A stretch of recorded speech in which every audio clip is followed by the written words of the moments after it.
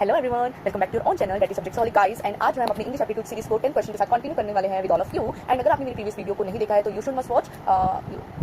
Hello everyone, welcome back to your own subject solid channel guys, and you know that we are going to continue our English aptitude series with question number 10 today. And if you haven't watched previous videos, I will recommend you to watch it before doing this question so that आपके मन में जो एक logically mind buildup हो जाए, ठीक है। और रही बात उन बच्चों की जो कॉम्पिटेटिव एग्जाम्स की प्रिपरेशन कर रहे हैं, वो अपनी प्रिपरेशन को स्ट्रॉन्ग बनाना चाहते हैं, अपने इंग्लिश एप्टीट्यूड को स्ट्रॉन्ग करना चाहते हैं, तो उनको ये वीडियो जरूर से जरूर देखनी चाहिए और आप लोग शेयर भी करें आगे से आगे। और गाइस, तो हम शुरू करते हैं 10 क्वेश्चन को बिना किसी देरी के। तो क्वेश्चन है, देखो क्वेश्चन कह रहा है चिराग हार्डली एवर कुक्स डैश। अब हमें इस डैश में फिलअप करना है। क्या इजंट ही आएगा? He doesn't, doesn't he, does he. देखो गाइस, इजंट मतलब हो जाता है हमारा इज नॉट, ठीक है।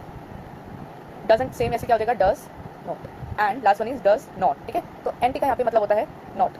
ऑलराइट, तो जिसको नहीं पता था उसको थोड़ा सा इन्फॉर्मेशन लेंगे। ओके, चिराग हार्डली एवर कुक्स। चिराग हार्डली मतलब बड़ा ही मुश्किल है कि चिराग कुक करता हो, खाना पकाता हो। यहाँ पर क्या करेक्ट ऑप्शन आएगा? गाइस देखो, सबसे पहले ना हमें क्वेश्चन को समझना इज वेरी इंपॉर्टेंट। अब क्वेश्चन को जब हम समझते हैं तो हमें पहचानना होता है कि क्या ये टेंस वाला क्वेश्चन पूछ रहा है, या फिर तो ये सब्जेक्ट वर्ब एग्रीमेंट पे क्वेश्चन है, या फिर इस क्वेश्चन का पैटर्न क्या है। तो क्वेश्चन का पैटर्न जानना सबसे पहले बहुत जरूरी हो जाता है, ठीक है। क्वेश्चन का पैटर्न पता हमें कि पूछना क्या चाह रहा है तो हम आंसर्स को एप्लीकेबल कर सकते हैं, अप्लाइकेबल। ऑलराइट, देखो चिराग हार्डली एवर कुक्स यहाँ पर जो है बेसिकली आप देखो तो क्वेश्चनिंग फॉर्म में पूछा गया है ना, एक क्वेश्चन राइज किया गया है। तो यहाँ पर जो मेनली हमें आंसर निकालना है वो क्वेश्चन टैग निकालना है। अब क्या है ये क्वेश्चन टैग? देखो ये जो है हमने समझ लिया कि क्वेश्चन टैग का एग्जांपल है, मतलब यहाँ पे क्वेश्चन राइज की जा रही है। सीधी सी बात है, when the main statement is negative. यहाँ पर हार्डली एवर जो है क्या है, नेगेटिविटी रिफ्लेक्ट कर रही है ना, एक नेगेटिविटी दिखा रही है। तो वही बोला जा रहा है कि अगर हमारी मेन स्टेटमेंट ही नेगेटिव हो, ठीक है, the question tag must be positive. तो जो हम क्वेश्चन टैग यहाँ पर अप्लाई करने वाले वो कैसा होना चाहिए? पॉजिटिव होना चाहिए। समझ आ गया? अगर यहाँ पर क्वेश्चन में ही हमारा नेगेटिव शो किया गया है तो हमें आंसर जो है वो पॉजिटिव में फील करना है। अब हार्डली एवर मैंने बताया आपको नेगेटिव रिफ्लेक्ट कर रहा है मीनिंग, है ना। तो यहाँ पर ऑप्शन क्या आएगा? देखो इजंट ही डजंट, डजंट ही। अगर थोड़ा सा लॉजिकली तो चलेंगे हम अपने आंसर को लेकर, बट थोड़ा सा दिमाग लगाएं तो तीनों में ही क्या आ रहा है? नॉट। और नॉट जो है हमारा वो कहीं ना कहीं नेगेटिविटी को रिफ्लेक्ट करता है। अब इन तीनों ऑप्शंस को आप कर दो आउट, बचा क्या? Does he. अब जो डज ही है हमारा वो क्या है? हमारा आंसर, करेक्ट आंसर, ठीक है।